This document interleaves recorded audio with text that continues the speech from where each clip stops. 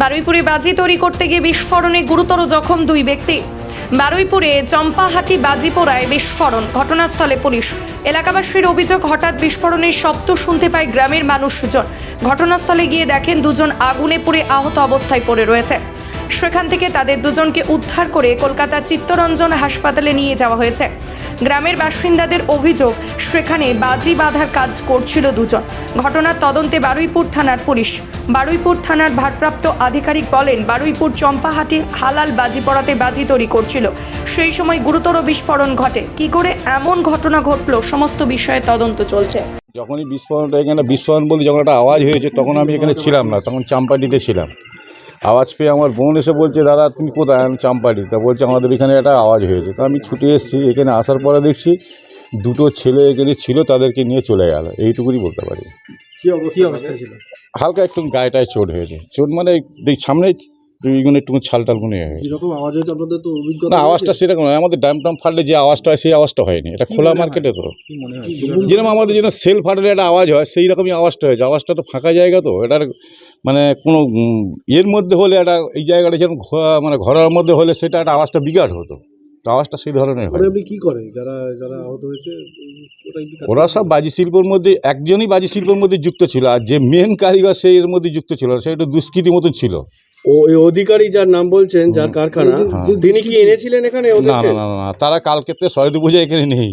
তাদের বাড়ি কোথায়? বাড়ির সামনেই বাড়ি, এই পাশে এই বাড়িটার পরেই বাড়ি। যে দুষ্কৃতি বলে মনে হচ্ছে সে ও ছেলেটা খুব হ্যাক্কারবাজি করে পাড়ায়, এই পাড়ার মধ্যে বেড়ায়। কি লুকিয়ে জুড়ে বোম বাঁধে নাকি? কালকে আমি শুনলাম ও একটা গন্ডগোল করেছে কোথায়, ওই কাঞ্চির মাঠে কোনো ছেলেদের সাথে এইসব একটা গন্ডগোল করে জানতে পারলাম। সে সকাল থেকে নাকি কিছু ছেলেপুলে নিয়ে ঘুরতে যায়, এইসব কিছু করুক। ওর নাম অমর বিশ্বাস। ও কি বোম টোম মারছিল কি মনে হচ্ছে আপনার?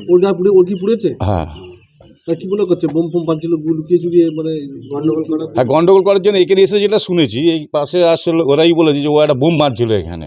কারণ এখানে তো কারখানা বন্ধ ছিল, এখানে তো কাজ চলছিল না। আচ্ছা, এইটুকুই বলতে পারি। তাহলে বোম বাঁধতে গিয়ে কিছু হয়েছে। আপনারা কত আতঙ্কিত এই যে এলাকার পাড়ার মধ্যে বোম মারছে? দেখুন দাদা, আতঙ্কিত বলতে আমরা ছোটোবেলা থেকে সে বাপ ঠাকুর দ্বারা করে এসছে, আমরা ওই চটে বসে বাঁধ দিয়েছি, আমাদেরও কিছু করার নেই। আমাদের এইভাবে জীবনও যাচ্ছে, আবার এই জীবিকা নিয়ে বেঁচেও আছি। বাজির জায়গায় বোম বাঁধছে আপনার এলাকায়, সেটা তো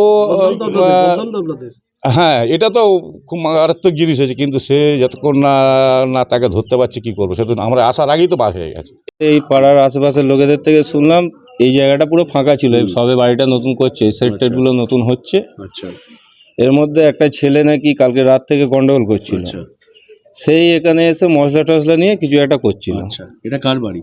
এটা বাড়ি সুকুমার অধিকারী। আচ্ছা, তারপর কি হয়? উনি লোক নিয়ে এসেছিলেন? না না না না, উনি জানেনও না। আচ্ছা, যে যার বাড়ি সে জানে না, এটা এরকম খোলাই পড়েছিল। তারপর কি হলো? হঠাৎ একটা শব্দ পেলাম হালকা দম করে, তারপরে আমরা সব আসার পরে দেখছি দুজনেই সরে চলে গেছিল। তারপরে শুনলাম সব হসপিটালে নিয়ে গেছে। একজনের নাম কি? অমর বিশ্বাস। আরেকজনের নাম? আরেকজনের নাম হচ্ছে সুদীপ নাকি টাইটেল?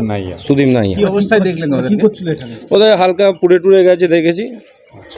তারপরে তো সব ছুটে পালিয়েছে, চলে গেল। বাজি তৈরি করছিল না, বাজি করছিল বলে, বাজি থাকলে তো এখানে বাজি জিনিসপত্র থাকতো। কি করছিল? তাহলে মশলার মজুদ ছিল তো? মশলা থাকলে এসব ঘর বাড়িগুলো এখনো ঠিক থাকে? কি করছিল ওরা? কি করছিল তো আমরা নিজেরাই জানি না, তো আমরা বলবো।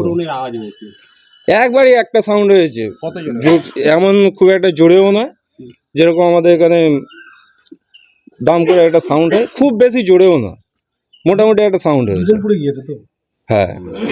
কতটা অংশে পড়েছে দেখেছেন? না, তা দেখতে পাইনি। হালকা পুড়েছে, ওরা ছুটে চলে গেছে দেখেছি অন্যদিকে। তারপরে এদের থেকে শুনলাম যে ওরা হসপিটালে নিয়ে গেছে।